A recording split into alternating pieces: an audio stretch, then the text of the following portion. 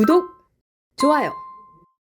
예, 2부 바로 시작하겠습니다. 2부 강대규 변호사님 나오셨습니다. 어서 오십시오. 네, 안녕하십니까, 강대규입니다. 예, 반갑습니다. 네, 자, 화물연대 사망 사건부터 한번 좀 살펴보겠습니다. 실제 영상을 다시 보면서 그 상황을 한번 보겠습니다. 경남 진주에서 화물연대 근로자들이 교섭을 요구하면서 CU 진주 물류센터 앞에서 집회를 벌이던 중에 이 집회 참가자들이 물류 차량을 막으면서 사고가 발생했죠. 2.5톤의 물류차에 3명이 치였고 그중에 1명이 깔려서 사망하는, 물류차가 나가는데 막 달려가는 근로자들의 그 앞에서 막는 모습, 이렇게 치는 장면, 그 장면까지 한번 영상으로 구체적으로 보겠는데요. 자, 영상 일단 보고 오겠습니다.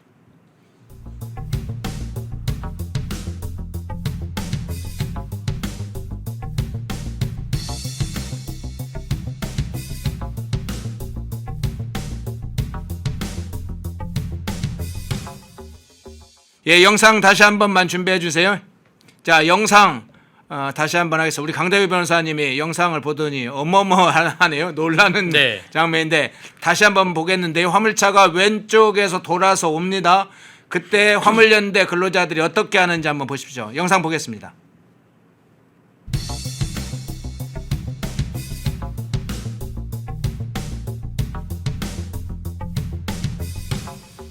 예, 차량을 막고 그 앞에서 막 두드리고 매달리고 옆에 매달리는 사람도 있죠. 그 중에 차량이 멈추지 않고 가다가 결국은 사고가 난 저 상황.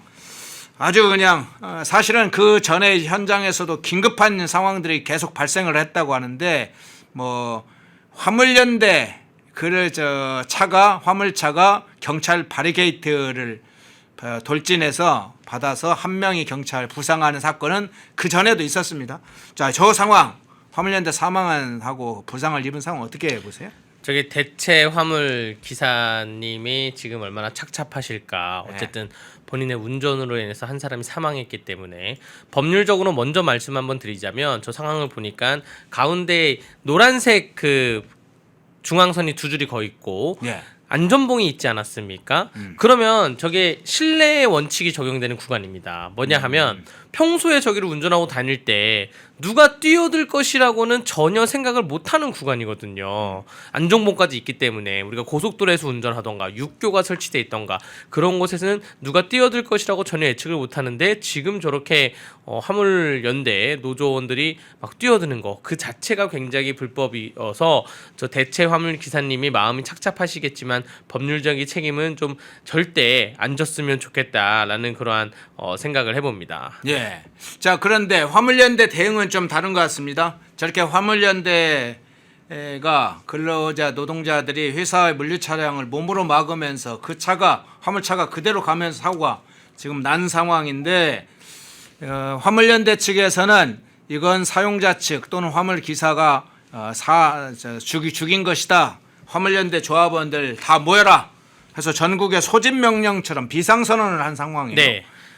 이게 뭐 예전에 과거에 뭐 민주화 운동처럼 전 국민이 뭐 인정하거나 전 국민이 용인하는 그런 운동이 아니고요. 지금 BGF 리테일, BGF에 대해서 노란 봉투법 때문에 그 BGF 로직스라는 하청회사의 운송을 담당하시는 분들이 본청에 와가지고 또 본청 공장에 와가지고 교섭을 요구하는 건데, 그 교섭을 요구하는 그 요구 조건도 지금 명확하지 않아요. 지금 저런 식으로 교섭을 요구하는 메시지를 걸어야 되는데, 뭐 하다못해 뭐 삼성전자 노조나 현대 노조처럼 우리는 임금 협상을 원한다, 혹은 그 근로시간을 단축해달라. 근데 저 사진 보세요. 무엇을 얘기하는지 모릅니다.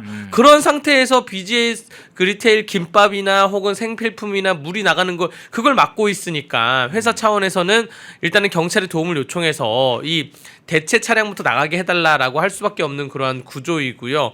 저러한 그 집회 신고 방식은 집시법에도 위반이고 위력에 의한 업무 방해죄에 해당한다고 보여집니다. 지금 저 화물연대 소속분들은 차량 운전주가 노조원을 죽였다라고 했는데, 저렇게 과격한 노조 활동이 없었으면 사람이 죽을 일도 없었겠죠. 저 사망의 원인이 누구한테 있습니까? 차량 운전주에게 있겠습니까? 저렇게 화물연대 노조를 조종한 노조 지도부에게 있다고 저는 말씀드리고 싶습니다. 예. 자, 화물연대 그의 이제 불법성은 운송 거부 사태 당시에도 많이 있었습니다. 쇠구슬을 발사해서 유리창을 깨거나 뭐 운전자를 폭행하거나 화물차의 운전석에 불을 지르거나 뭐 아까 그런 장면들 아빠 보셨을 겁니다. 그 사진들 좀 있습니까? 다시 한번 잠깐 볼까요? 화물차에 운전석에 불을 질러서 화물차가 전소된 사건도 있고 이런 운송 거부 사태 당시에 그 있었던 일로 기억이 되는데 저렇게 전소했습니다. 그러니까 운송을 거부해야 되는데 특정 화물 차주들이 아니다. 우린 정상적으로 배송을 하겠다. 기다리는 물건들을 날라 주겠다 하니까 그 차량을 지금 저렇게 전소를 시켰어요.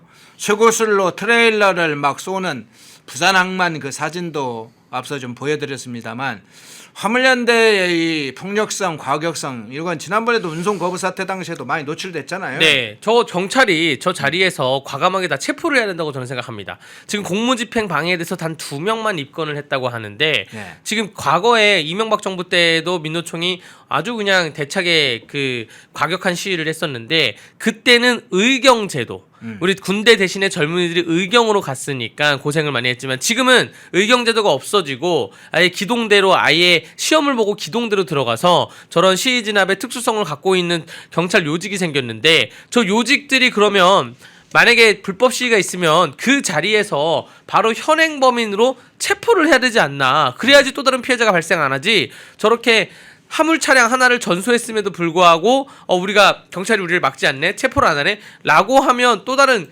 제2의 전소, 제3의 전소가 생길 수 있잖아요. 좀 강력하게 대응을 해야 된다고 저는 생각합니다. 예. 그런데 제가 사진을 보다가 아주 우연히 아까 그 사진을 봤어요. 네. 잠깐만 그 앉아 있는 아까 사진을 보니까 이 화물연대 노동자들이 앉아서 농성하는 장면을 문 바로 앞에 사진을 봤는데 문 바로 앞에서 그거 한번 다시 한번 찾아주시겠습니까? 이미 보여준 사진 중에 거꾸로 한번 돌려서 제가 그러면 딱 보는 순간에 찍어드릴게요. 한번 그 사진 한번 다시 한번 쭉쭉쭉 돌려주시기 바랍니다. 거꾸로. 자, 그 사진 아닙니다. 다시 한번요. 이거 아닙니다. 예, 이 사진 말고요. 앉아 있는 다른 건물 앞쪽에 앉아 뒤에 있는 경찰 있고, 이미 보여준 사진에 있었어요. 그러니까 거꾸로 돌아가시면 됩니다. 앞서 앉아서 농성하는 사진이에요. 앉아서 농성하는 사진을 한번 아니요. 지금 이 사진. 예, 됐습니다. 자, 한번 사진 한번 보시죠. 자, 가운데에 이름이 써 있습니다. 잘 네. 보십시오. 김용국이라고 써 있어요. 저 한번 네. 봐주십시오. 저기 정의당 복장 같은데요?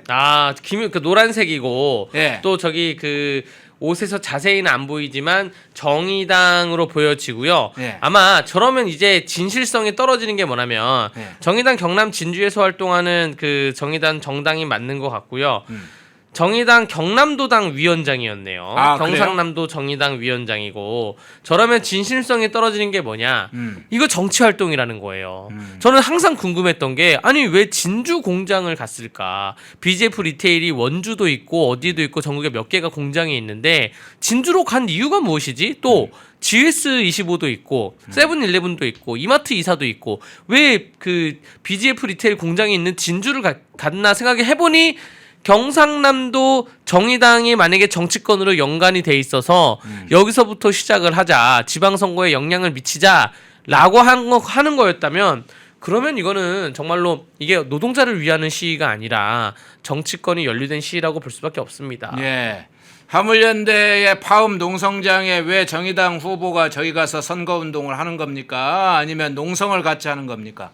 근로자, 노조도 아닌 자가 왜 남의 사측 앞에 건물 앞에서 이렇게 농성을 합니까?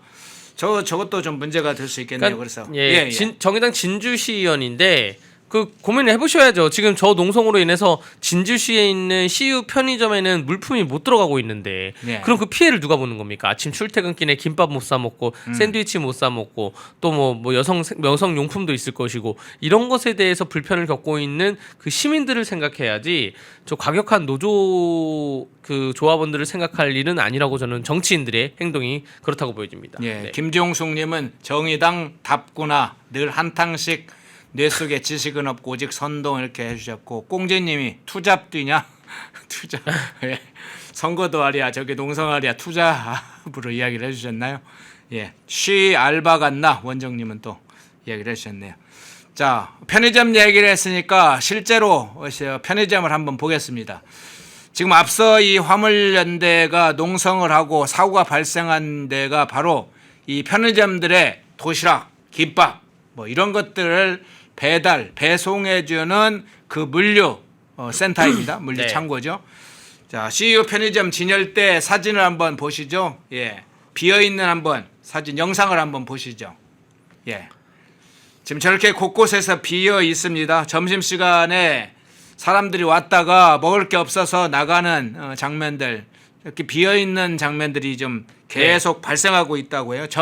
실제로 이 피해는 편의점 점주죠. 네. 편의점 점주 그리고 소비자들이 지금 직격을 맞고 있는데 어떤 상황이라고 보세요? 서울시 중구에 있는 한 편의점주의 인터뷰를 보면 네. 평소 대비 물량의 80%가 못 들어오고 있다. 아. 그러니까 이게 그 허브에서 모여서 뭐 진주 공장 어디 공장 허브에서 모여서 딱 나가는 건데 평소에 80% 물량이 못 들어오고 있다. 이거 누가 책임질 겁니까? 그리고 저 물량이 팔리지 않는다고 한다면 저 공장에 들어가는 원료들도 있을 거 아니에요. 김밥이면 쌀이 있을 것이고 또 거기에 대한 뭐 농산물이 있을 것이고 이러한 원료들에 대해서도 나중에 영향이 다 미칠 것이다. 왜냐하면 그 유통이 막히게 되면 그 원료 그 생산지에 또 돈을 못 주게 되니까 이러한 문제도 발생할 것이면서 공장에서 일하는 노동자들도 문제가 될 것이고 하다못해 해외에서 지금 한국으로 여행을 와서 지금 해외에서 한국 편의점 음식이 먹는 것이 유행처럼 되어 있습니다. 좀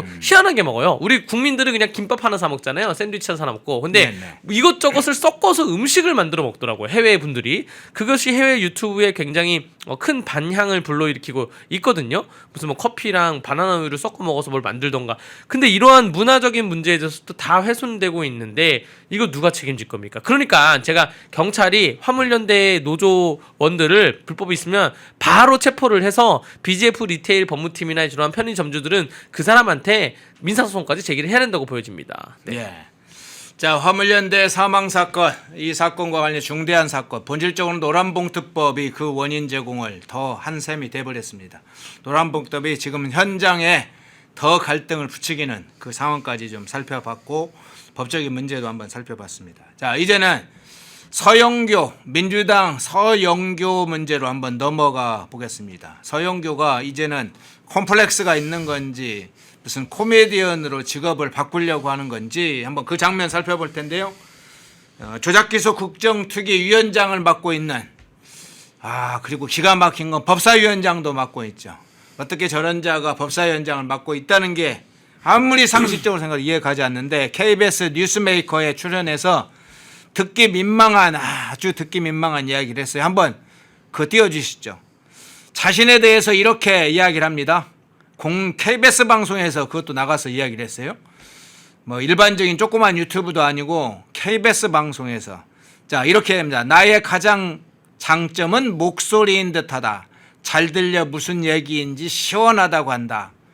오늘 또 너무 이쁘게 분장을 해주셔서 외모 아닐까 이렇게 생각한다. 무슨 얘기냐? 자기 외모 자랑하고 장점이 뭐냐? 나 목소리 시원시원하게 뭐 목소리가 좋다더라.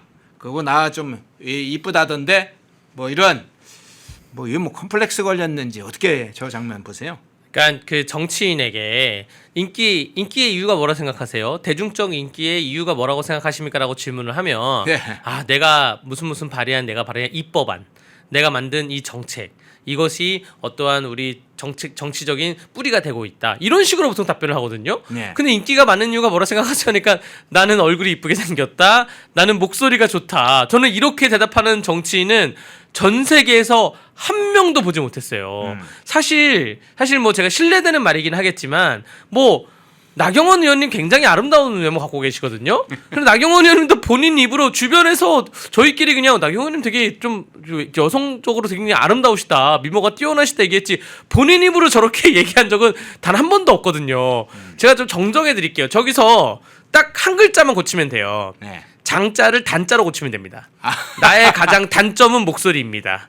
나의 가장 단점은 외모입니다. 아 그러면 이제 사람들이 그래 뭐 이해가 된다. 자기 객관화가 되어 있구나. 메타인지가 되어 있구나라고 생각을 하는데 나의 장점은 목소리입니다니까 전혀 아닌데 단점이 목소리입니다. 그리고 뭐 외모 비하까지 제가 안 하겠지만 그렇게 뛰어나신 외모라고 저는 생각하진 않고요. 정치인이 본인의 승부를 업적으로 해야지. 이거는 정치 분야뿐만 아니라 모든 분야에서 학교 선생님 뭐 인기가 뭐 애들한테 인기가 뭐예요? 제가 잘 가르쳐서 그래요. 이렇게 말해야지. 학교 선생님이 제가 이뻐서 그렇습니다. 또 혹은 아니면 뭐 자동차에서 정비하시는 분이 이렇게 손님이 왜 이렇게 많아요? 음식주한테 손님이 왜 이렇게 많아요? 제가 음식을 잘 만듭니다. 맛이 있습니다. 제가 정비를 기가 막히게 합니다. 이렇게 해야지. 제가 목소리가 좋아요. 이게 뭡니까?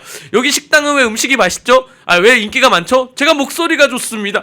이게 뭐예요? 욕쟁이 할머니 가게도 일단 맛이 있으니까 욕쟁이 할머니 들어서 가는 건데 전 너무나 황당한 얘기라고 말씀을 드리면서 자기 객관화가 좀 필요하신 분이 아닌가 생각이 됩니다. 저렇게 목소리가 좋고 내 얼굴이 이쁘다라고 할 수 있는 직업은 연예계밖에 없거든요. 연예계로 가시던가. 연예계 가시는 거에 대해서는 제가 흔쾌히 동의하겠습니다. 네. 김대근님은 서방한테도 저러나 이렇게 STK7253님은 세상은 유지경이요. 이렇게 재밌게 한번 풀어주셨네요. 예, 고맙습니다. 그런데 또 다른 장면, 웃지 못할 이건 장면이죠. 저건 이제 뭐 사실은 조금 비웃으면서 넘어갈 수도 있지만 이건 웃지 못할 장면입니다. 그래서 한번 정색하고 한번 상황을 보겠습니다. 서영교가 국정조사 관련된 이 투기와 관련해서 조작기 국정 투기와 관련해서 이렇게 평가를 했어요. 그거 한번 띄워주시죠. 엄청난 것들이 쏟아져 나왔다. 윤석열 대통령실에서부터 관계가 있다고 하는 게 드러났다면서 잘잘잘잘 뭐라고 이 얘기를 해요. 엄청난 것들이 쏟아져 나왔다고 합니다. 뭔가 대단한 성과를 낸 걸로 지금 이야기를 하는데 아주 대비되는 장면 정말로 엄청난 거 쏟아지긴 했어요. 자, 대비되는 한번 장면 영상으로 한번 볼까요? 서영교와 방용철 전 쌍방울 부의장 그 영상 한번 보고 오겠습니다. 이호남에게 돈을 왜 줬죠? 방북대가로 드린 거고요. 이호남 왔어요, 안 왔어요? 예, 왔습니다. 이호남에게 돈 70만 달러 준 거죠? 돈을 회장님이 전달해 주셨고 회장이 계신 곳까지 안내를 했습니다. 이호남 얼굴 봤어요? 예, 위증하면 어떻게 되죠? 위증 처벌 받는 걸로 알고 있습니다. 예, 양심의 손을 얹고 이야기한 겁니다. 얼굴은 기억하고 있고, 네, 예, 사진도 갖고 있겠네요.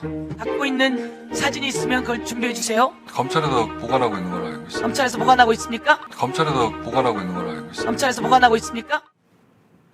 예, 엄청난 것들이 쏟아졌는데 쏟아진 것은 정작 저런 것들 아닙니까? 네, 서영교가 이제 보수의 어머니로 불리는 그러한 이유입니다. 서영교 위원장은 정말 법률적 지식과 법률적 프로세스를 전혀 모르는 게 지금 위증 얘기 운운했잖아요. 리오남 봤어요? 물어봤잖아요. 네. 저기서 만약에 방영철 그 증인이 안 봤다 그러잖아요. 방영철 증인이 저 했던 얘기는 방영철 증인이 법원에서 그대로 선서하고 했던 얘기입니다. 법원에서 똑같이 리오남 봤어요? 네, 봤습니다. 70만 달러는 회장님이 전달해 줬고요. 이게 증인신문 조서에 그대로 있어요. 서영교 위원장 아무런 공부를 안 해온 거죠. 뭐 자료라도 보고 왔으면 차라리 질문을 법원에서 얘기한 게 사실입니까? 이렇게 질문했어야 되는데 네. 만약에 방영철 부회장이 저는 리오남 안 봤습니다. 그러면 방영철 부회장이 위증죄를 법원에서 한 증언의 위증죄가 되는 거예요. 그 말도 안 되는 질문을 반복해서 하다 보니까 서영교 위원장의 외통수에 걸린 거고 뭐 엄청난 것이 쏟아졌다. 윤석열 대통령실에서 관계가 있다라고 하면서 구체적인 내용은 전혀 안 밝히고 있습니다. 이거 대통령실이든 법무부 장관이든 검찰총장이든 어떠한 대한민국 수사보고에 대해서는 뭐 저기 처리하세요. 혹은 아니면 열심히 수사해서 국민들에게 보여주세요. 이 정도 격려는 날 수가 있습니다. 하다못해 이재명 대통령이 생중계에서 마약 수사에 대해서 백혜련 경정은 김은정 동부지검장 팀으로 보내자. 그거 수사해라. 열심히 수사해라. 이런 얘기하지 않았습니까? 네. 이런 게 정말로 이재명으로부터 큰 게 온 거고요.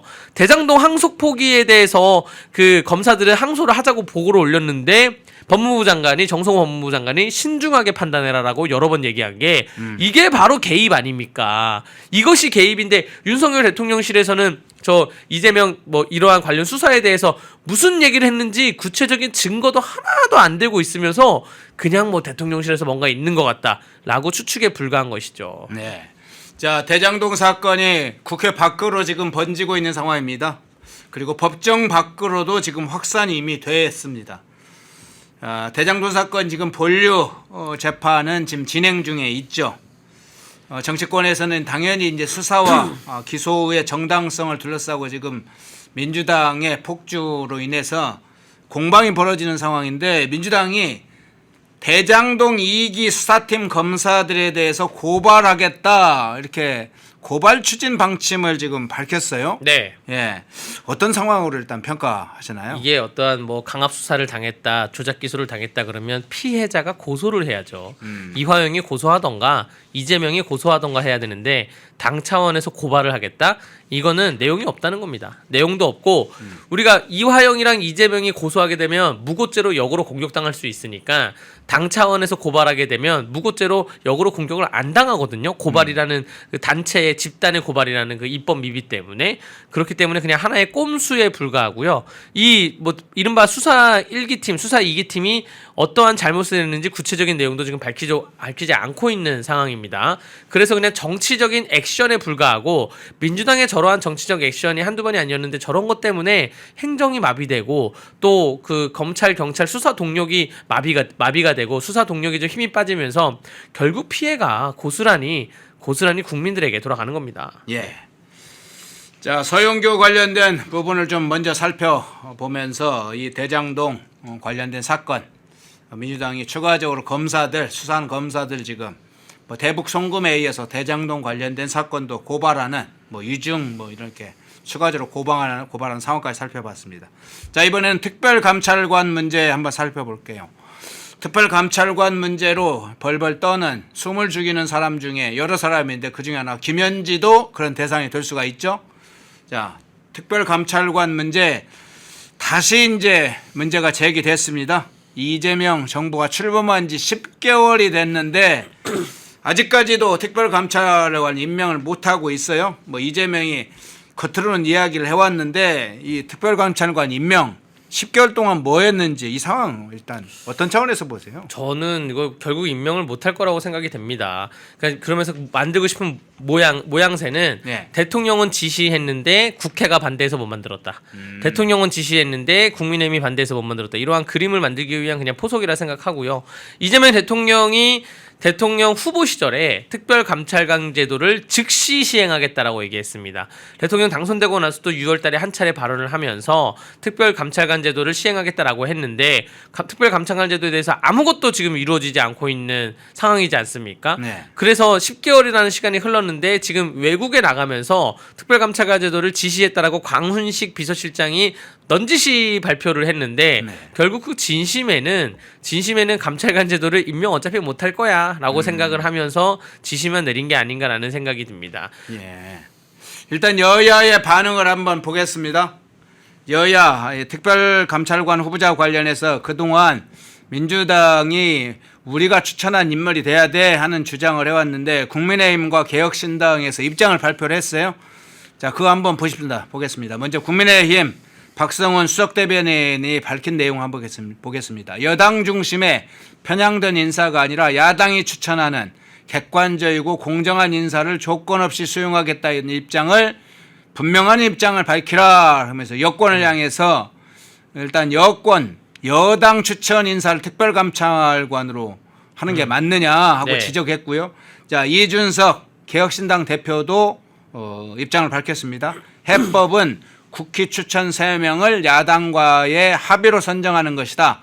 감찰 받는 쪽이 감찰관을 고르는 것은 고양이에게 생선 가게를 맡기는 것과 같다. 그러면서 안 된다. 뭐 이런 입장을 밝혔는데 어떻게 평가하세요? 맞는 말입니다. 네. 야당이 추천하는 저 글자에서 전 한 글자도 바꾸고 싶은 게 네. 야당만 추천하는 걸로 바꿔야 돼요. 야당만. 네. 예, 기존의 특별감찰관 제도가 시행됐던 박근혜 정부에서 보면 여당 추천목, 야당 추천목, 뭐 변호사협회 추천목 이렇게 올라오거든요. 또 기존에 또 3번의 도전을 했다가 또 실패한 그러한 추천목도 보면 국회 추천목 시 결국 다수당의 추천 몫으로 갑니다. 다수당이 지금 더불어민주당이 다수당이잖아요. 그렇게 가던가 혹은 아니면 여당 야당이 한 명씩 추천을 한다 하더라도 대통령이 선택을 여당을 선택하면 그냥 끝인 거예요.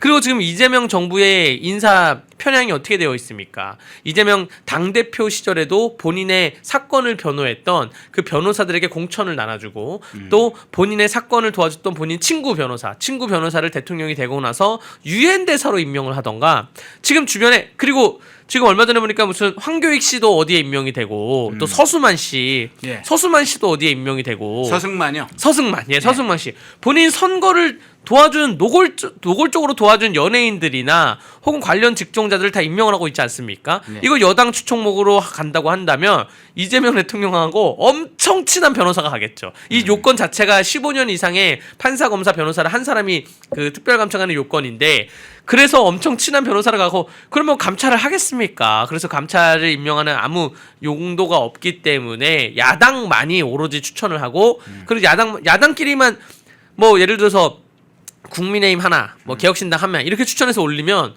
그렇게 올린 다음에 이재명 대통령이 선택하게 그렇게 해야 되지 않나 생각이 됩니다. 예. 자, 그러면 가정법을 한번 물어보겠습니다. 지금 앞서 이제 특별감찰관 임명 문제는 여당은 자기들이 추천한 인사 관련해서 계속 주장할 거기 때문에 임명이 쉽지 않을 거다 이렇게 얘기를 해주셨는데 만일 여야가 합의했거나 야당이 추천한 인사를 여당이 받는 양식으로 결과가 나온다면 이거 가정입니다. 네. 그래서 특별감찰관이 임명된다면 이것이 줄 파장, 청와대 내부에 미칠 영향 뭐 그런 부분은 어떻게 보세요? 박근혜 정부 때 특별감찰관 제도가 너무 잘 운영이 돼가지고 그래서 그 다음에 다음 정부 다다음 정부가 특별감찰관 제도를 굉장히 부담스럽게 느낀 겁니다.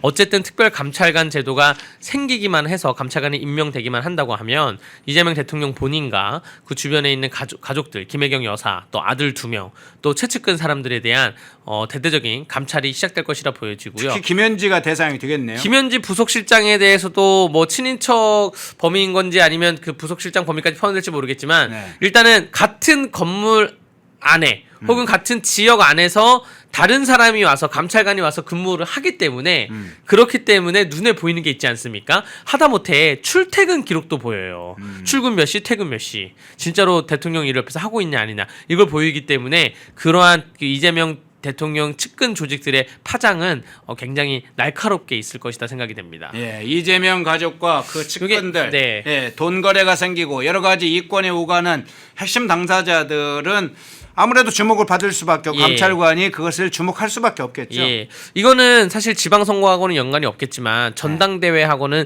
직접적인 이것이 논란 여지가 될 수 있습니다. 이른바 친명 친청 싸움이 전당대회에서 있을 것인데 정청래 대표의 연임 속에서 뭐 김민석이든 송영길이든 뭐 이러한 싸움이 반천 친명이 있으면서 특별감찰관 제도를 정청래는 얘기하겠죠. 정청래 측에 김어준이나 정청래나 유시민은 특별감찰관 도입해야 되는 거 아니냐, 필요한 거 아니냐라는 거고 그 친명 쪽에서는 특별감찰관은 아직까지 시기상조다. 뭐 이런 얘기로 본인들끼리 쌈박질하지 않을까 생각이 됩니다. 예. 자, 특별감찰관 문제에서 이제는 부산 북구 갑으로 한번 가보겠습니다. 박민식 전 장관이 직접 한동훈을 저격하는 글을 올렸어요. 페이북에. 부산 북구 북갑에 지금 국회의원 보궐선거에 나설 준비가 돼 있죠. 국민의힘 후보로 유력한데 지금 어쨌든 이 박민식 후보 페이북에 어떤 글을 한동훈을 향해서 했을까요? 직격하는 내용 한번 살펴보겠습니다. 자, 이렇게 내용 올렸습니다. 대구 기웃거리다가 선거 목전에 아무 연고도 없이 북구로 난데없이 날아와서 인기 있는 내가 와준 것만으로 고마워해라는 식의 태도는 북구 주민을 무시하는 오만일 뿐이다. 보수 재건을 외치며 보수 승부처에 난데없이 찾아와 회방만 놓는 행위를 보수를 위한 것이 아니라 오직 자신의 생존을 위한 정치 기생일 뿐이다. 아주 세게 이야기를 했네요. 네, 사실 박민식 전 장관이 보기에는 한동훈은 부산말로 치자면 얼라거든요. 얼라랑 안 놀지 이렇게 얼라랑 안 노는데 왜냐면 박민식 장관 같은 경우에는 사법고시와 외무고시를 둘 다 합격한 사람입니다. 그리고 검사 생활을 하다가 국회에 들어와서 국회의원 재선을 했고요. 그리고 한나라의 장관도 했습니다. 그러니까 한동훈 법무부 장관을 했지만 한동훈은 공직선거에 출마한 적도 없고 뭐 이러한 것을 둘이 뭐 비교해 봤을 때 어떠한 삶의 궤적에서 해서 박민식 장관이 보기에는 얼라예요. 한동훈은 얼라인데 얼라가서 치근덕거리는데 다른 삼촌들이 이 얼라랑 놀아줘 하니까 뭐 서병수 뭐 이런 삼촌들이 이 얼라랑도 놀아줘 하니까 거기에 대해서 박민식 장관이 크게 어떻게 얼라랑 노냐 하면서 지금 부르짖는 것이고요. 사실 국민의힘의 당규에는 단수 공천 규정이 있거든요. 예. 뭐 전략 그 추천 규정도 있지만 단수 공천 규정에 보면 후보자들이 없고 한 명밖에 후보가 없을 때 혹은 후보자가 여러 명이 있지만 소속된 후보자 한 명이 월등히 그 영향력을 잠재력을 발휘하고 있을 때 그럴 때 단수 공천인데 지금 부산에 있는 여러 가지 여론조사 지표를 보면 박민식 장관이 단수 공천을 받아야 된다고 저는 생각을 합니다. 거기에 대해서 그 한동훈계에서는 뭐 무공천 얘기하면서 뭐 연합 이런 얘기를 나오는데 당원 당규를 일단 지켜야죠. 당원 당규에 전혀 없는 얘기고 지금 빈집털이라 그래서 장동혁 대표가 미국 잠깐 갔을 때 한동훈이 부산에 와가지고 막 친한계 분들이 와가지고 부산 기웃기웃 거리는데 이제 장동혁 대표가 돌아왔으니까 여기에 대해서는 다소 일단락 될 거라고 저는 생각이 됩니다. 예, 뒤에서 한번 그 부분 살펴보는 네. 걸로 하고요. 박민식 전 장관의 장면, 페이북에 올린 장면, 또 다른 장면 하나를 더 보겠습니다. 그거 한번 띄워주시죠. 예, 보수를 자처하면서 총군 오로지 보수에게로 향하고 국민의힘의 발목을 잡고 악유 다툼을 벌이는 구태 정치에 주민들은 이미 넌더리를 내고 있다. 저는 결코 그런 비겁한 배신의 길은 가지 않겠다고 오직 정정당당하게 승부하겠다고 약속드렸다 나오는데 여기에 보면 한동훈이나 친한계 내부의 총골을 어디로 향하는 거냐 이 문제를 직격하는 내용도 있고 배신자다 이런 내용이 있어요. 그러니까 지금 보수에 대해서 박민식 장관님은 그냥 보수에 쭉 계셨던 분이죠. 근데 한동훈 씨는 이제 보수의 재건을 하겠다 막 계속 리바이벌을 하는데 저는 보수의 역사 속에서 여러분들 제가 2005년도에 입당을 해서 지금 당생활 21년 차인데 대학교 때부터 입당을 해서 제가 보수가 무너졌던 순간에 딱 두 번 있습니다. 한 번이 박근혜 대통령 탄핵당했을 때고 한 번이 뭐 윤석열 대통령 탄핵당했을 때 그때 두 개의 아픔이 있는데 박근혜 대통령 탄핵당했을 때 자료를 보다 보면 그 박근혜 대통령에게 구형을 30년 내리고 추징금 1180억을 내린 구형 검사가 한동훈이에요. 예. 그 첫 번째 보수 탄핵을 망쳤던 사람이 한동훈이고, 자, 두 번째. 그 계엄 뭐 막았다, 계엄 잘못했다, 그것도 치고, 계엄 이후에 탄핵 과정에서 그걸 또 앞장선 사람 아닙니까? 그러니까 제가 생각하는, 제가 한동훈 씨한테는 당당히 얘기할 수 있어요. 한동훈 씨 뭐 입당한 지 이제 한 2년 됐습니까? 1년 됐습니까? 제가 20년 동안 있으면서 정말로 즐겁게 당 생활하고 뭔가 으쌰으쌰 우리가 안보, 시장경제, 자유주의 외치는 사람들끼리 목소리 같이 하다가 두 번 정도 좀 요즘 힘들다라고 했는데 그 두 번이 직접적인 원인이 한동훈이라는 거죠. 그러니까 본인이 망쳐놓고 본인이 뭘 다시 세우겠답니까? 근데 박민식 장관 같은 경우에는 꾸준히 18대 국회에 들어와가지고 꾸준히 여기에 있었던 그러한 사람 중에 한 명이기 때문에 그 18대 국회에 들어와서 그 다음에 박근혜 탄핵 때 떠나지도 않았고 뭐 윤석열 탄핵 때도 떠나지도 않았고 그런 사람이기 때문에 또 다소 억울한 건 그거죠. 본인 북구갑이 원래 지역구인데 북구갑에서 계속 정치할 수 있는데 당시 한동훈 비대위원장이 험지에 나가라 강서에 출마시킨 거 아닙니까? 강서에 출마시켜서 빼놓고 본인이 그 자리로 가려고 그러는데요. 예. 그래서 이런 앞뒤가 전혀 안 맞는 말을 그 한동훈계가 하고 있고요. 저 한동훈 선거 방식에 대해서 단 하나 다시 비판하자면 본인 이제 국회의원 선거 나오겠다는 거잖아요. 근데 왜 전재수하고만 자꾸 붙는지 모르겠어요. 예. 국회의원 선거 나오겠다 하면 상대 후보인 하정우랑 붙던가 혹은 아니면 뭐 연합을 안 할 거면 합치지 않을 거면 박민식 장관하고 각을 세우던가. 그러니까 한동훈이 전재수랑 각을 세우니까 자, 그리고 각을 세우는 게 어설프게 한동훈은 부산을 잘 모르니까 자꾸 까르띠에 얘기만 하는데 박형준 캠프에서 그거 준비 안 했겠습니까? 여러분들 저도 각종 선거 캠프에 있지만 네거티브 그렇게 머리에 떠오른다고 막 글 싸지르고 이게 네거티브가 아니에요. 단계별로 가면서 우리가 이 멘트를 했을 때 상대는 어떤 멘트를 하겠지 계산하고 후속타 준비하고 이게 네거티브 그 방식이거든요. 머리에 떠오른다고 막 그 인터넷 싸지는 게 네거티브가 아니라 하는 말씀을 드리면서 두 번째는 네거티브를 왜 후보가 합니까? 여러분들 오세훈 서울시장이 정원호에 대해서 직접적으로 막 싸지르는 게 있습니까? 김재섭 의원이 외부에서 한번 포를 싸주고 안철수 의원이 포를 싸주고 그러니까 네거티브는 후보 입에서 나오면 안 되는 거예요. 이러한 기초적인 선거 공식조차 모르는 사람이 지금 본인이 부산에 대해서 모르니까 지금 전재수에 대해서만 그 까르띠 얘기만 하면서 박민식 장관을 외면하고 있는데 차라리 박민식 장관하고 시원하게 한번 토론해 보세요. 한동훈 씨. 누가 부산 사람이냐 또 누가 보수 사람이냐 이게 명확해지지 않을까 생각이 됩니다. 예. 김현희 선생님께서 난 박근혜 대통령님 생각만 해도 가슴이 미어지고 눈물이 난다. 한동훈 천벌이 두렵지 않냐. 한동훈은 그때 갈기갈기 찢었죠.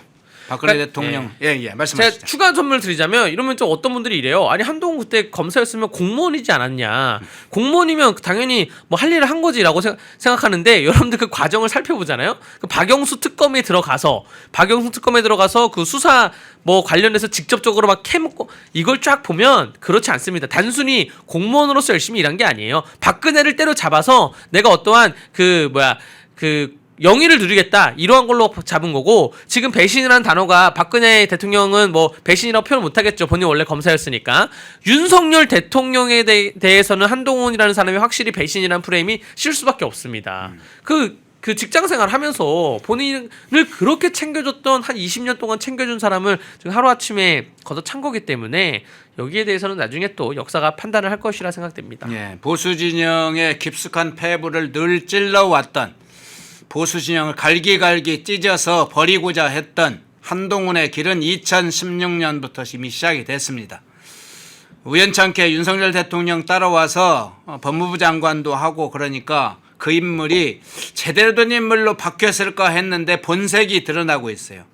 보수 진영을 늘 찢고 발기고 자기의 권력을 탐하기 위해서는 어떤 짓도 할 수 있다고 하는 그 권력 본성이 한동훈에게서 그대로 나오고 있습니다.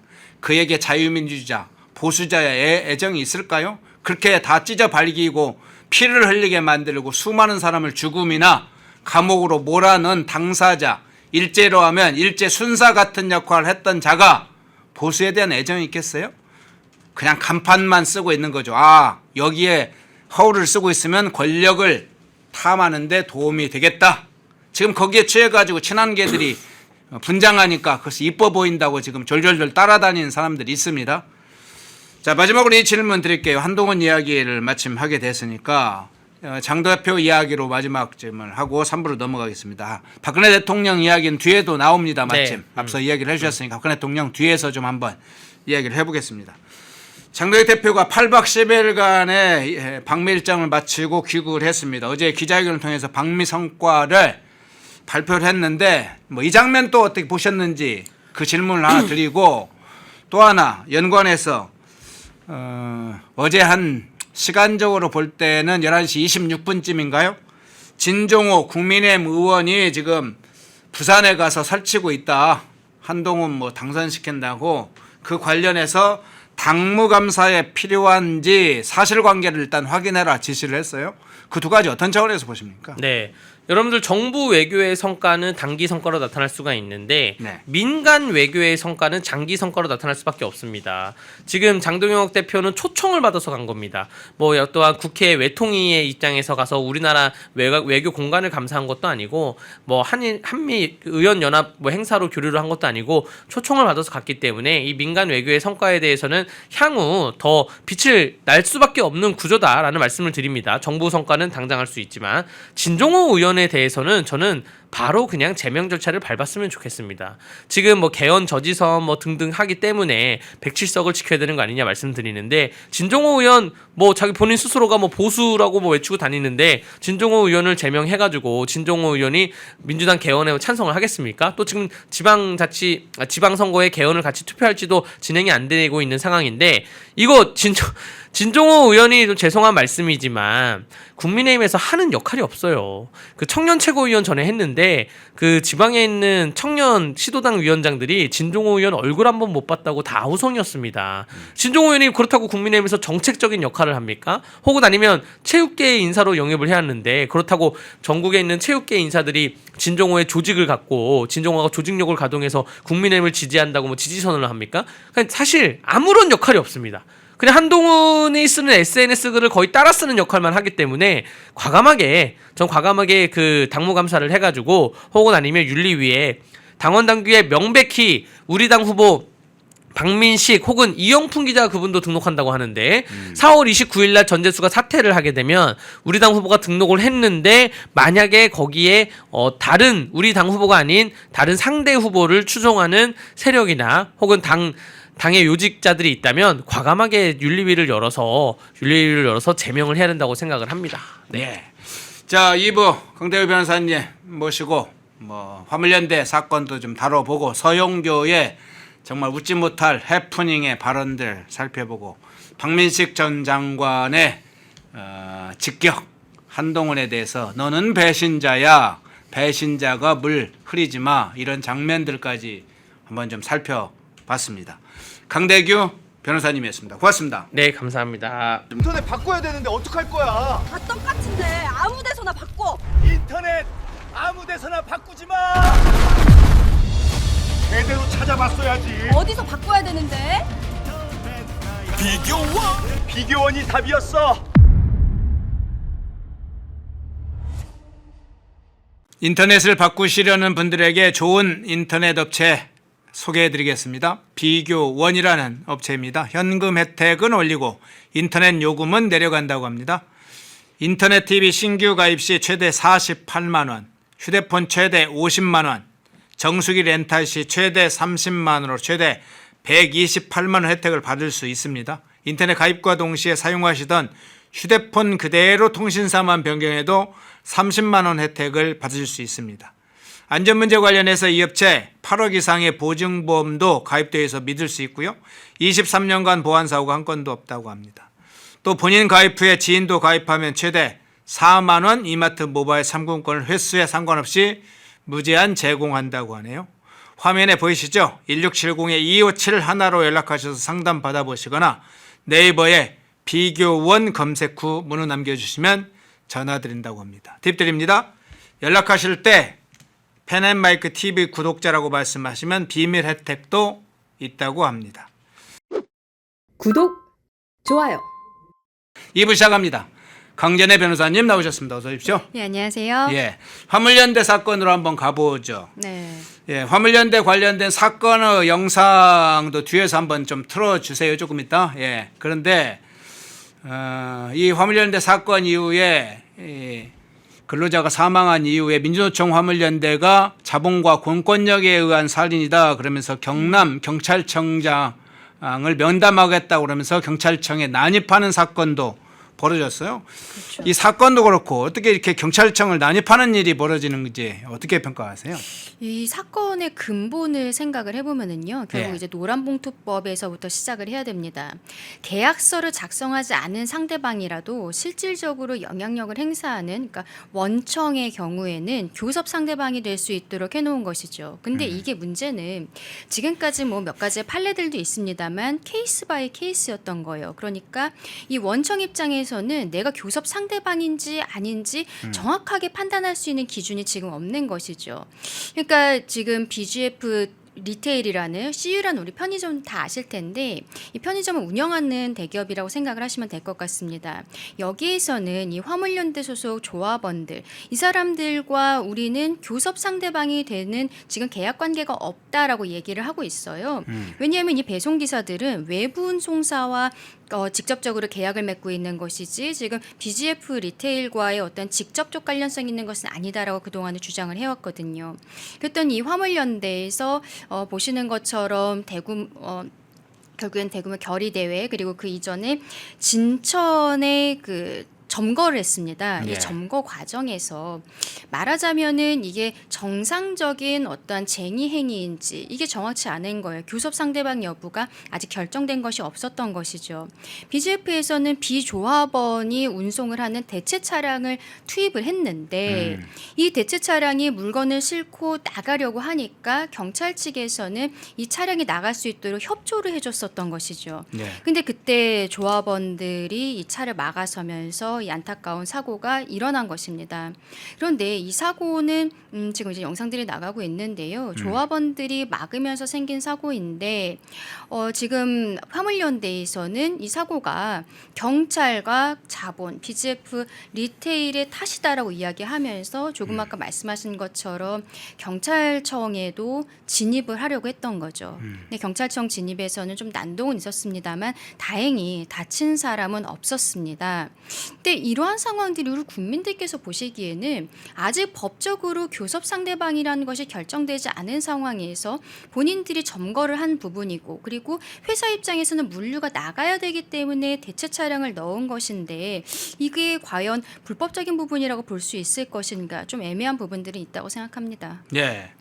자, 그러면 노란봉투법 이야기를 해주셨는데 이 노란봉투법 현상이 생기면서 기업들의 외주 인력이 오히려 줄어들었다는 소식도 전해졌어요. 그리고 BGF 뭐 관련된 협상 속보도 나왔다는데 어떤 내용입니까? 일단은 이런 일들이 계속 일어나다 보니까 한 네. 2023년부터 2025년 정도까지 민주당에서 노란봉투법은 계속 입법을 하기 위해서 노력을 했었던 상황인데요. 네. 오늘 어제 언론 보도를 보면은 상위 500대 기업 중에서 432곳을 분석을 해보니까 소속 외 근로자가 2023년에는 72만 명 정도였는데 작년 그러니까 노란봉투법이 공포가 됐죠. 이때는 66만 명 정도로 8.2%가 줄었다는 것이죠.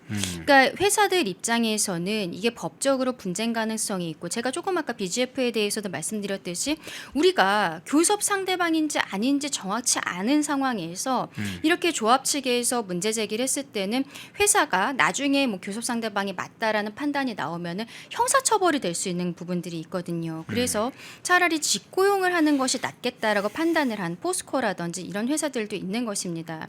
어쨌든 노란봉투법이 입법이 되면서 여러 가지로 혼란이 있고 회사들 입장에서는 사법 리스크 때문에 여기에 대해서 전환을 하는 형태로 보이는데 속보 나온 부분을 말씀을 드릴게요. BGF 리테일 측에서는 계속적으로 본인들은 교섭 상대방이 아니기 때문에 의무가 없다라고 했습니다만 조금 아까 나온 속보는 결국에는 교섭을 하기로 사적인 계약으로 볼 수 있는 거거든요. 교섭을 하기로 결정이 된 것이죠. 그래서 오늘 오전 10시에 화물연대 측과 회사 측이 상견례를 하고 실무 교섭은 오후 5시부터 이루어질 것으로 보도가 나오고 있는 겁니다. 그리고 이 협상 과정에서 이 사망 사고에 대한 협상 같은 것들도 좀 있을 것으로 보이는데요. 오늘 오전에 또 하나 속보가 나온 것을 말씀을 드리면 아까 이 화물연대의 그 점거 과정에서 그 대체 차량을 넣었다라고 말씀드렸잖아요. 네네. 이 대체 차량을 운송하신 분은 비조합원인데 이분에 대해서 긴급 체포가 있었어요. 근데 긴급 체포 같은 경우에는 특수 상해 혐의였습니다. 다치신 분도 있고 사망하신 분도 있지만 사망에 대한 예견 가능성은 없었다라고 판단을 했던 것으로 보여요. 그런데 오늘 오전에 경찰에서 영장을 검찰에 신청을 했는데 이게 살인죄로 들어갔다라는 네네. 것이죠. 네. 미필적 고의가 있었다라고 경찰이 판단을 했다고 합니다.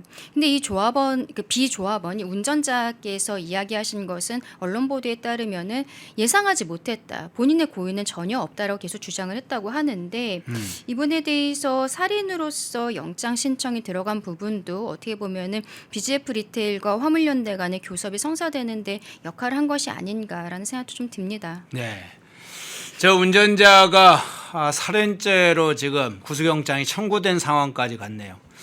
정작 시작은 화물연대 근로자들이 저렇게 배송하려고 하는 화물차에 뛰어들면서 그 차량 앞에서 사고가 난 걸로 시작이 돼서 사망과 부상자가 발생한 건데 결국은 화물연대 지도부라든가 저걸 방치한 화물연대 상황에 대해서는 아무런 조치를 취하지 않고 운전자에 대해서 살인자 죄를 적용해서 구속영장을 청구하는 그런 상황까지 갔네요. 그리고 근데, BGF 리테일 측에서는 현실적으로 여러 가지 압박이 있었을 것이라고 생각을 합니다. 앞서 말씀드린 것처럼 나중에 법적 판단으로 갔을 때 교섭 상대방으로서의 지위가 인정이 될 가능성들도 있고 그럼 형사처벌에 대한 문제들도 있는 거거든요. 그리고 조합 측에서 화물연대 측에서 저런 식으로 계속 문제 제기를 하다 보면은 CU에 대해서 어떤 사회적으로 불매운동이라든지 이런 것들이 일어나면서 사측의 조직의 이미지가 훼손될 우려도 있다고 생각을 합니다. 특히 지금 진천센터가 이 화물연대가 점거를 하다 보니까 배송이 완전히 막혔었던 거예요. 그래서 이 배송을 뚫기 위해서 대체 차량을 투입을 했었던 것인데 그 과정에서 앞서 말씀드린 사고들이 일어났던 거거든요. 지금 진천센터 같은 경우에는 BGF의 여러 허브 중에서도 핵심 허브로 지금 꼽히고 있습니다. 뭐 화물연대가 갔다는 것이 거기가 가장 중요한 센터이기 때문에 그렇겠네요. 그랬다라고 볼 수는 있겠습니다만 현실적인 상황에서 BGF가 이 상황을 빠르게 종결시키기 위해서 왜냐하면 CU 점주들이 지금 피해를 보고 있는 거잖아요. 그게 가장 심각한 네, 상황이네요. 지금 편의점 점주야말로 정말 소상공인들이신데 이분들이 물건을 받지 못해서 팔 수가 없는 상황들이 지속되게 놔둘 수는 없는 것이니까 현실적인 상황에서 교섭 상대방으로서 어떤 법적 지위가 애매모호하지만 일단 교섭을 나아가게 된 것이 아닌가 생각합니다. 예, 그 장면 다시 한번 띄워주시겠어요?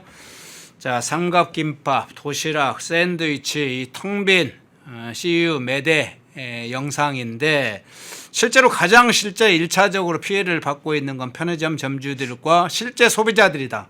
뭐 이런 그렇죠. 사실 평가잖아요. 그렇죠. 지금 대체 차량으로 배송을 일부 시작을 했지만 이것도 일부의 불과한 상황이기 때문에 지속적으로 하기 위해서는 이제 화물연대 점거가 풀어져야 되는 부분들이 분명히 있는 것이어서 참 여러 가지로 다른 사람들에게 피해를 주면서까지 이런 형태의 점거가 꼭 필요했던 것인가 국민들께서 여러 가지 생각을 하실 거라고 봅니다. 예. 자, CU에서 이제는 삼성으로 한번 넘어가 보겠습니다. 삼성도 상당히 긴장 상태로 넘어갔어요.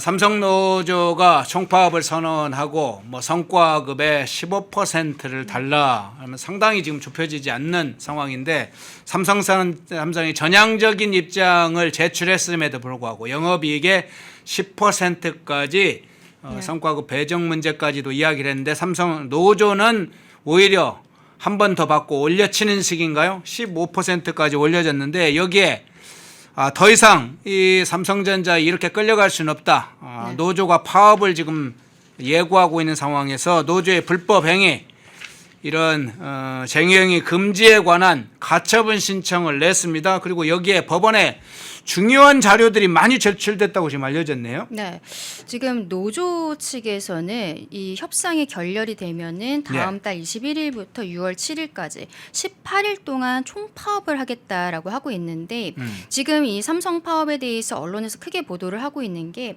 바로 내일 삼성 평택 캠퍼스에서 대규모 결의 대회를 하게 되었거든요. 네. 이 결의 대회 관련해서 먼저 말씀을 드리면 이 결의 대회 가려는 조합원들 같은 경우에는 휴가를 내서 가게 되는데 이제 문제는 아마 다들 언론에서 보셨겠습니다만 삼성 노조 측에서 만약에 사측에 협조를 한다라든지 이러한 직원들이 있다면 블랙리스트를 작성하겠다라고 네. 이야기를 하고 있어요. 그리고 노조에서는 사측과 협의를 할 때 말하자면 해고의 뭐 우선순위랄까요? 이런 사람들에 대해서도 명단을 줄 수 있는 권한이 있기 때문에 본인들을 위해서 하지 않고 회사 측에 조금 더 유리하게 이번 파업 과정에서 행동을 하는 사람들이 그 우선순위에 올라가게 될 것이다.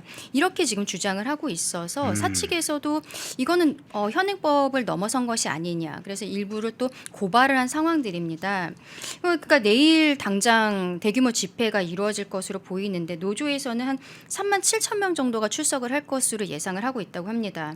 전체 노조 조합원 중에서는 한 49%, 전체 직원 중에서는 29% 정도가 될 것으로 예상을 하고 있는데 이게 만약에 조합원이 아닌 경우에도 회사에 정상적으로 출근을 하는 경우에는 네. 이 블랙리스트 같은 게 올라갈 가능성들이 있는 거예요. 그래서 다른 직원들도 지금 뭐 건강검진이네 여행이네 이러면서 휴가를 제출하는 사람들이 속출하고 있다. 이런 보도들이 나오고 있는 것이죠. 그 얘기는 그러면 노조한테 지금 찍힐까 봐 그렇죠. 출근했다가는 블랙리스트에 오르는 대상자가 된다. 예를 들면 강제, 뭐 특정한 장소로 강제 전환 배치나 해고 대상자가 노조가 추진하는 블랙리스트에 올라서 그렇게 당할 수 있다.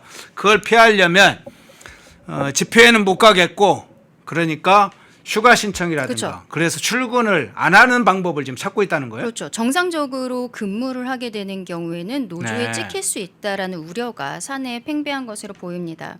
아까 이제 성과급에 대해서 말씀하셨는데 결국 네. 노조에서는 성과급을 달라고 하는 것이고 초반에 영업이익의 15%를 달라고 이야기를 했거든요. 근데 이게 한 40조 원에 달한다는 거예요.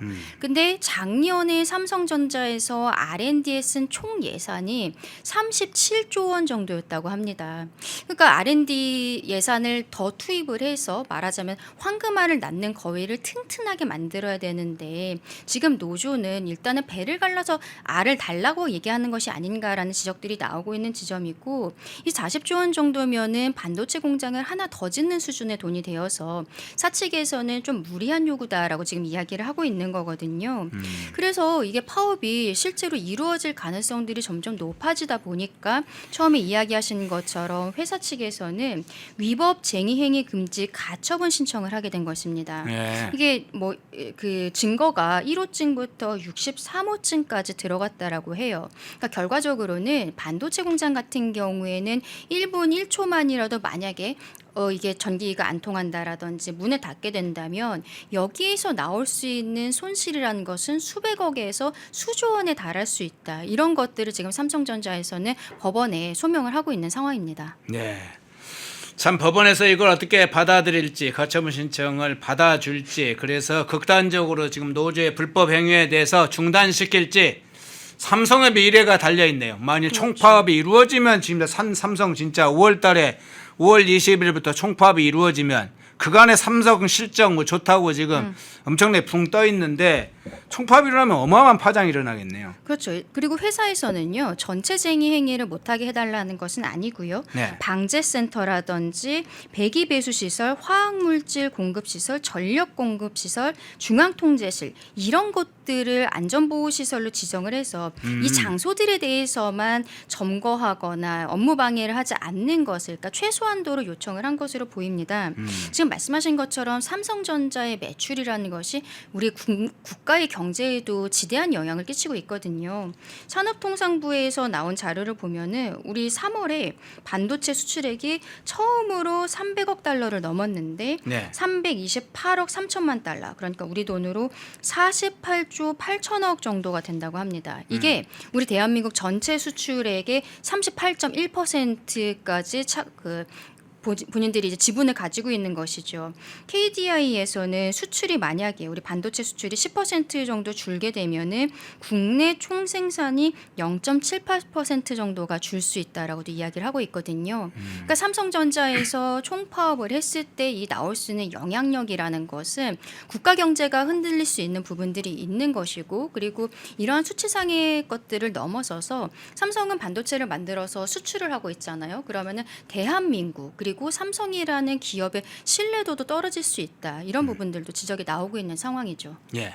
삼성의 가처분 신청 그리고 이 가처분 신청을 왜 받아들여야 되는지에 대한 주요 자료들이 64개 정도 소명서가 제출이 된 상황이다. 법원에서 중요한 판단을 해야 되겠네요. 노조의 이런 극단적인 불법 행위를 용납하고 또 그냥 그런 것을 확산하도록 놔줄 것인지 아닐지 중요한 분기점이 있네요. 그 상황 살펴봤고요.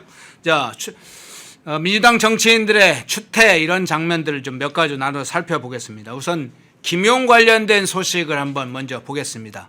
민주연구원 부원장 출신이었던 김용. 자, 그 장면을 한번 가보겠습니다. 김용이 이상한 얘기를 했어요. MBC 라디오에 출연해서 자기 재판에 대해서 이런 얘기했습니다. 저 지금 제목은 김남국 2번 공천은 특혜 정치자금 수수 당연히 파기환송 제목이 잡혔는데 이런 얘기했어요. 당연히 파기환송이 날 것으로 생각한다. 정치자금 수수 이거 당연히 파기환송된다. 그러니까 무죄 취지로 나올 것이다. 뭐 이런 의미겠죠. 또 하나는 안산 지금 출마를 예고한 김남국 전 의원을 향해서 지난번에 전략공천을 한번 받았잖냐. 그런데 또 전략공천을 받는 것은 특혜다라고 하면서 김남국을 공격하는 상황이 됐습니다. 어떻게 평가하세요? 본인 입장에서는 무죄다라고 계속 주장을 하고 있는데 이걸 네. 생각하면은 지금 이광재 전 지사도 출마 이야기들이 막 솔솔 나오고 있거든요. 네. 전략 공천한다는 얘기들이 나오고 있는데 이광재 지사 상황 많은 분들 기억하실 거예요. 2010년에 이제 한 2009년부터 재판이 진행이 됐었는데 박연차 태광그룹 그 회장으로부터 돈을 받았다라는 혐의가 있었죠. 그리고 2010년에 항소심에서도 징역 6월에 집행유예 1년이 나왔어요. 그리고 추징금도 1억 원이 넘게 나왔었는데 본인이 그 와중에도 강원도지사에 당선이 됐습니다. 네. 당선이 되고서는 본인 스스로가 공판을 빨리 좀 재개를 해달라라고 신청을 했고 그 다음에 대법원의 판결이 나왔는데 그대로 확정이 돼버린 거예요. 본인도 무죄라고 주장을 하면서 빨리 이거 판결해달라라고 했는데 그 다음에 대법원 판결이 나와서 이 7개월 만에 강원도지사직을 잃어버린 상황이 됐었거든요. 지금 김용 씨가 하고 있는 행동이 그때 이광재 전 지사의 무죄 주장을 했었던 부분들 아마 선거 캠페인 과정에서 계속 무죄 주장을 했었기 때문에 거기에 따라서 재판 재개해달라고 좀 형식적으로 요청을 한 것이 실제 재판 진행이 돼버리니까 이렇게 된 게 아닌가 싶기도 한데요. 결국에는 최근에 뭐 국회에서 하고 있는 국정조사라든지 이런 것들이 대통령과 관련된 부분들 모두 공소 취소하겠다라는 의지를 민주당이 강하게 보여주고 있는 것 아니겠습니까? 김용 씨가 5년형을 받은 게 이재명 대통령의 전 대선 과정에서 그때 불법 정치 자금을 받았다라는 거예요. 대선 자금을 받았다라는 혐의거든요. 대통령과 연결이 되어 있는 거죠. 그리고 이재명 대통령이 뭐 유동규는 내 측근 아닌데 김용 전진상 정도가 돼야 측근이라고 할 수 있다.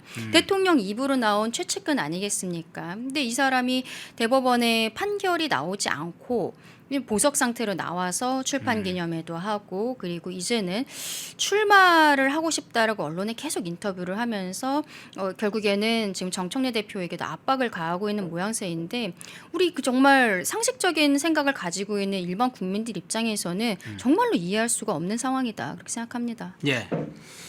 예, 김용의 다른 장면 한번 볼까요? 모란 민소장 경기 성남에 있는 모란시장 현장을 방문했을 때 그 사진 한번 보겠습니다. 자, 손을 들고 있는 정청래가 있고 그 외부 보기에 왼쪽에 추미애 경기도지사 후보가 있습니다. 오른쪽에는 김병욱 성남시장 민주당 후보가 있어요. 그런데 제일 왼쪽에 보면 김용이 서 있어요. 모란시장 현장 방문을 했을 때 정청래가 저 김용이 지금 서 있는데 자, 민주당이 이 장면 이후에 입장을 발표했습니다. 민주당이 저기 떠 있죠. 김용 전 부원장의 참석은 공식 조율된 게 아니다. 그러니까 저기에 참석하도록 초청하거나 요청하거나 뭐는 것 없이 그냥 김용이 왔다는 것이죠. 그걸 조금 돌려가지고 공식 조율된 게 아니다 이렇게 밝혔고 김용이 밝힌 말이 또 웃기네요. 솔직하게 우리 당대표님 오신다고 해서 만나볼 기회가 없어서 얼굴 보고 재출마도 좀 이렇게 말씀드리고 싶었다. 이런 어필하고 싶어서 갔다. 그것도 이 모란시장까지 갔네요.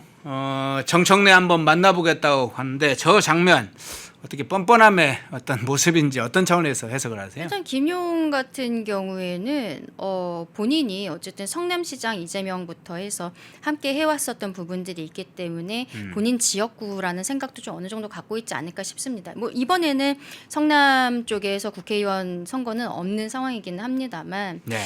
정청래 대표가 김용 씨에 대해서 좀 여러 가지로 복잡한 감정을 갖고 있는 게 아닌가 싶어요. 연락이 안 되고 만나질 않으니까 마침 성남에 가 있을 때 얼굴을 비쳤던 이런 모습이라고 생각하고 그러면은 지역 주민들은 아무래도 대통령을 좋아하는 분들이 있을 거고 김용 부원장에 대해서도 알아보는 사람들이 있을 거라는 생각이 들거든요.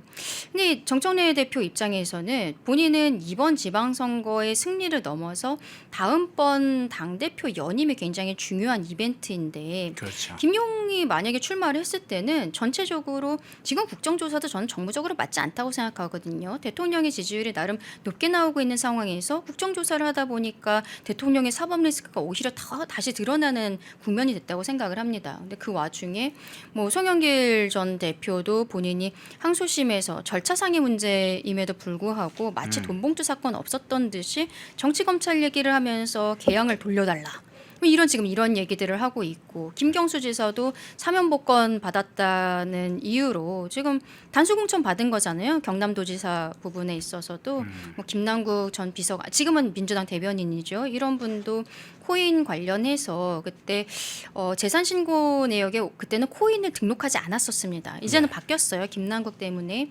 그래서 본인이 이거 재산 신고 과거 내역이랑 맞추기 위해서 코인 가지고 있는 거에 일부만 현금성 재산을 하고 또 나머지 부분은 다시 코인으로 넣어놨던 거 아니냐, 이런 혐의가 있었지만 결국에는 현행 법이 좀 애매한 부분들이 있어서 이게 무혐의 그리고 무죄로 종결이 돼버린 상황들인 거죠. 근데 국민들의 눈높이라는 거는 법에서 무죄 판단이 나왔다라고 해서 그것이 국민들에 대한 책임을 다했다라고 할 수 있는가? 그렇지 않다는 겁니다. 근데 그 와중에 김용 씨는 대법원에서 재판이 진행 중이에요. 근데 송영길 대표처럼 재판이 끝난 것도 아니거든요. 물론 그것도 검찰에서 상고를 안 해서 마무리된 거긴 하지만 이게 결국에는 역풍이 올 수 있겠다라는 생각을 지금 정청래 대표도 하고 있는 게 아닌가 싶습니다. 예. 자, 김용 관련해서 먼저 그 추태 무엇을 노리는 것인지 그 장면 살펴봤는데요. 김용 전 민주연구원 부원장이 했던 인물 김남국 출마하는 거니까 김남국도 한번 이번 기회에 한번 넘어가 보겠습니다. 김남국 문제 한번 살펴볼까요? 과거 말씀하신 대로 우리 강진애 변호사님 얘기한 대로 가상자산 이 코인 거래 논란으로 상당히 논란이 됐던 인물이죠. 그리고 국회 상임이라든가 본회의 때 보여준 뭔가 거래를 하고 있는 모습을 보여준, 저게 국회의원이었는지 아니면 뭐 증권 전문가였거나 코인 전문가 거래 상인이었는지 의심스러운 행동을 했었죠. 청와대 들어가서는 현지 누나 좀 도와줘, 인사청탁을 현지 누나에게 해야겠네 해서 본인이 사임하는 형태이긴 했지만 하여간 논란이 되니까 쫓겨나는 모습이라고 볼 수도 있었을 텐데, 지금 안산 갑에 국회의원 보건선거에 출마하는 상황이 지금 닥쳐오고 있네요. 어떤 상태로 보세요? 좀 제대로 된 상태는 아니다라고 생각을 합니다. 저 예. 코인 거래했을 때 충격적인 거는 네. 국회에서 업무를 보는 중에 코인 거래했다는 것도 충격적이었지만 그동안에 김남국 전 의원은 굉장히 소탈한 이미지, 좀 약간 가난한 서민 이런 이미지들이 있어요. 이게 다 코스프레였구나. 그때 한창 코인으로 돈 벌었을 때 한 99억 정도로 벌었던 거, 이런 것들이 드러나면서 국민들께서 굉장히 좀 분노가 일으켜졌었고, 그리고 아까 제가 잠깐 말씀드린 것처럼 코인은 당시에는 공직자 재산 신고 목록이 없었기 때문에 이것을 고의적으로 누락한 것이 아니냐는 것에 대해서는 명확하게 정리되진 않았다고 생각합니다. 이게 검찰과 법원에서 무혐의 그리고 무죄가 나왔다고 해서 국민들의 감정적으로 정치인에 대해서 저는 용서했다고 생각하진 않거든요. 근데 이제 비서관 나와서 당 대변인이 바로 되었죠. 그때부터 양문석 의원이 아무래도 당선 모여형이 좀 예상이 됐기 때문에 안산에 나오겠구나 싶었던 겁니다. 근데 지금 재밌어지는 거는 김남국 대변인이 지금 나오겠다고 하는 지역구가 원래 전해철 전 의원의 지역구란 말이에요. 네. 근데 지난 총선 과정에서 비명 행사를 당했던 거죠. 하위 10%였나요? 20%였나요? 이 이유도 알려주지 않는 하위로 체크가 되면서 대규모 감점이 있었고, 양문석 후보가 더민주 혁신회의의 핵심 멤버가 결국에는 공천을 받아서 당선이 됐었던 바로 그런 지역구입니다.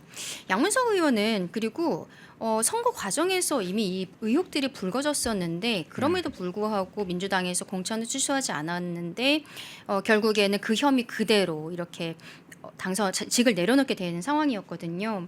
그래서 저는 좀 부끄러움이 있어야 되는 것이 아닌가. 과거에는 민주당이 본인들이 유책 상황이 되었을 때는 그 지역구에는 후보를 내지 않는다라고 했는데 이 규정도 한 2년 전에 삭제를 했다고 해요. 네. 그러니까 민주당에서 그 조국 대표가 평택을도 그런 거잖아요. 육책 상황이 있었기 때문에 지역구가 나서 여기다가는 후보를 내지 말라라고 하니까 정청래 대표가 모든 지역구에 후보를 내겠다. 왜냐하면 규정을 이미 개정을 한 상황이거든요. 많이 뻔뻔하다라는 생각이 드는 부분들이 있습니다. 그러니까 김남국 대변인 같은 경우에도 뭐 정청래 대표랑 같이 가서 막 고구마 줄기 심고 뭐 이런 모습들도 보여주고 있는데 네. 이래서 뭐 공천 받겠냐 이런 얘기를 저 정청래 대표가 하고 있는 거예요. 네. 지금 이렇게 민주당이 국민들 앞에 오만한 모습으로 자기네들끼리 짬짬이 공천을 마치 공천권 행사하는 모습들 이런 것들은 분명히 심판이 있을 거라고 생각합니다. 네. 자, 그러면 김남국만 문제일까요? 앞서 이 얘기 중에 이제 이광재 이야기도 나왔는데 광원 뭐 지사로 출마하네 어찌네 뭐 이야기도 나오고 여러 인물들인데 뭐 정치자금법 위반으로 징역형을 받기도 한 적이 있었죠.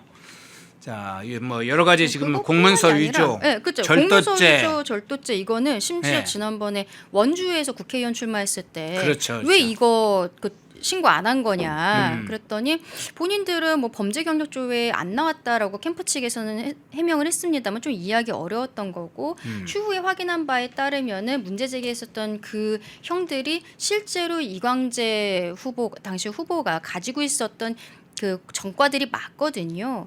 이러한 형태로 국민들을 속이고 그리고 강원도지사 되자마자 7개월 만에 직을 내려놨던 사람을 다시 공천을 주겠다는 거. 그것도 심지어 이번에 강원도지사 선거에 있어서 우상호 수석이 나오는 거에 본인이 안 나가겠다라고 한 거에 대한 고마움이 있다라는 형태로 지금 민주당은 얘기하고 있는 거잖아요. 네. 이게 과연 맞는 것인지 정말 이해할 수가 없습니다. 네. 알렉스 김님 멤버십 가입 고맙습니다.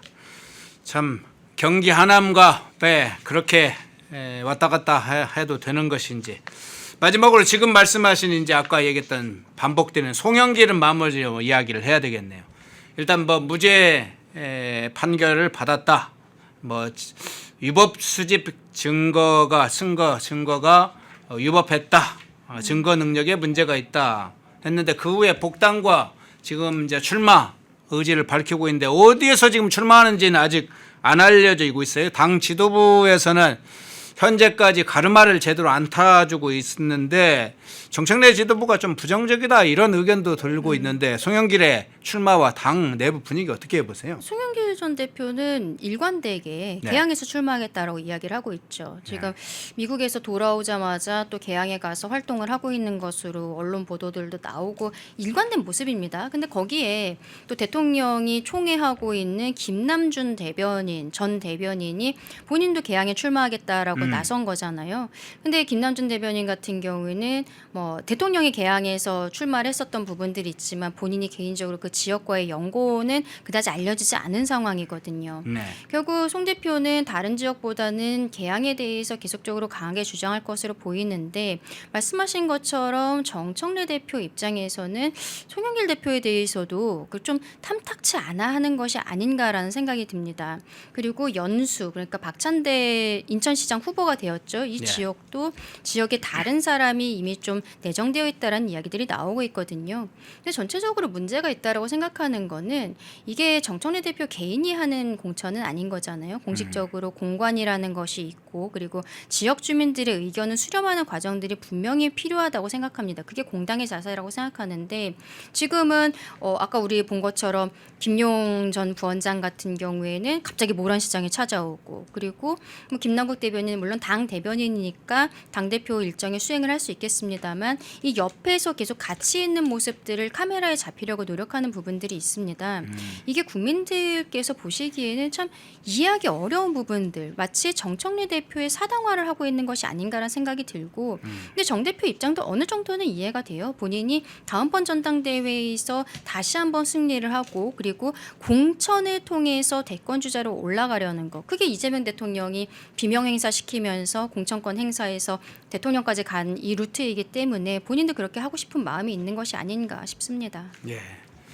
참 대진님 민주당은 전과자가 기본인가 이렇게 댓글 주셨고 원정님 뭐 전과가 스펙인가 주셨고 불타는 감자님은 개판이 정상이 되는 대한민국 상당히 뭐 핵심적인 지금 상황을 보여주고 있네요. 뭐 잠깐 실제로 이제 그렇게 민주당은 느껴집니까? 아니지만 네. 민주당은 아니지만 우리 네. 또 전과자 하면 역시 빼놓을 수 없는 분이 조국 대표 아니겠습니까? 조국 대표 뭐 화려한 조국. 네, 잠깐 얘기를 하자면 네. 주민등록을 이전을 했더라고요. 정경심 교수랑 전입신고를 했는데 그 전입신고 과정에서도 평택에 집 구했다라고 하면서 서울에 있는 집은 재건축 끝나면 팔겠다 이런 이야기들을 하고 있고 평택시가 아니라 평택군이라고 표현한 부분들 그리고 KTX에 대한 부분들 또 평택의 노인회를 찾아가서는 재배 그러니까 두 번 절하는 거 있잖아요. 원래 네, 돌아가신 분한테 하는 건데 여러 가지 좀 논란들이 있는데 조국 대표가 평택이라는 지역을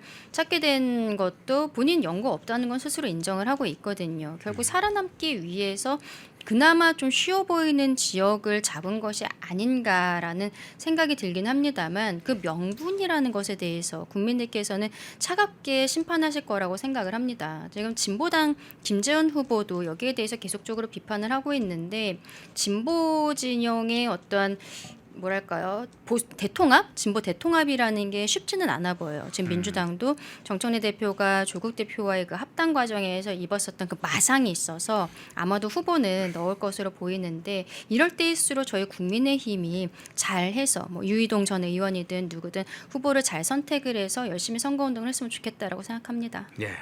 한국 정치인들 중에 가장 거품이 심한 사람, 버블이 심한 사람 하면 그 중에 딱 뽑으라면 조국이 아마 상위 3순위 안에 들지 않을까요?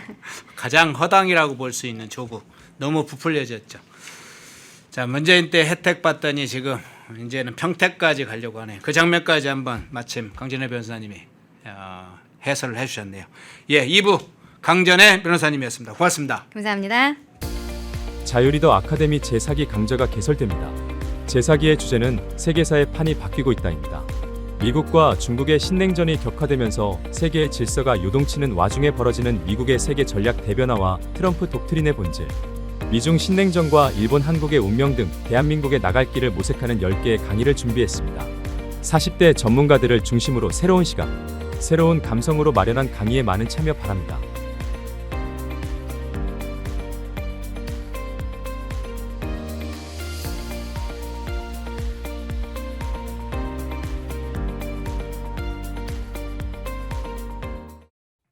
흐름을 읽으면 돈이 보인다. 펜앤 경제 TV.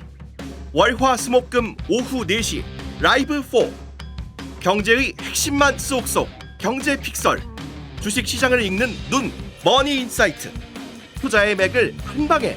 박상규의 투맥. 글로벌 투자 시그널. 세계를 보는 눈.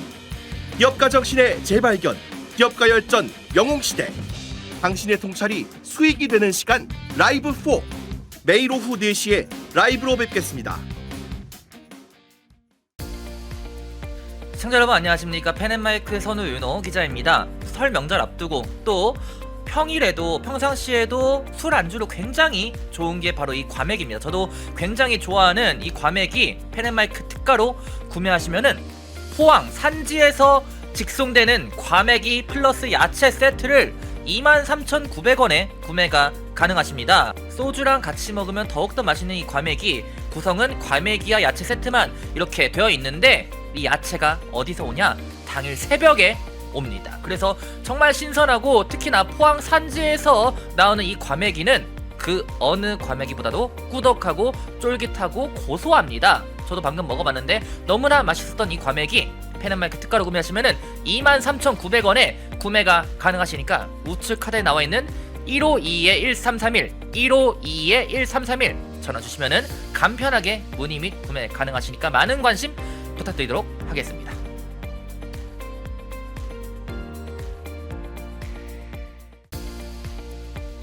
시청자 여러분 안녕하십니까. 펜앤마이크 선우 윤호 기자입니다. 오늘은 제가 저번에도 한번 광고를 했었던 알부민 울트라 맥스 제품을 소개하려고 합니다. 남재현 원장이 직접 배합한 알부민 울트라 맥스, 이미 판매 건수 300만 돌파로 너무나 유명한 제품인데 이번에 저희 펜앤마이크에서 특별히 준비한 게 있습니다. 바로 2+2 이벤트입니다. 2개를 구매하시면 2개를 더 얹어서 드리는 그런 이벤트를 준비를 해보았는데요. 지난번에서도 너무나 반응이 좋았고 폭발적이었습니다. 그래서 저희가 그때 느낀 게 이게 알부민 울트라 맥스 제품이 왜 300만 주문이 돌파한 게 괜한 이유가 있는 것이 아니구나 라는 것을 그때 느꼈었는데, 이 압도적인 고함량 그리고 울트라 맥스라는 카피라이트가 들어간 것처럼 정말 후기가 좋은 이유가 있다는 점 다시 한번 강조를 드리면서, 이번에 펜앤메이크가 준비한 특별한 이벤트 알부민 울트라맥스 2+2 이벤트 많은 관심과 성원 부탁드리도록 하겠습니다. 주문번호 1522-1331로 전화주시면 감사하겠습니다.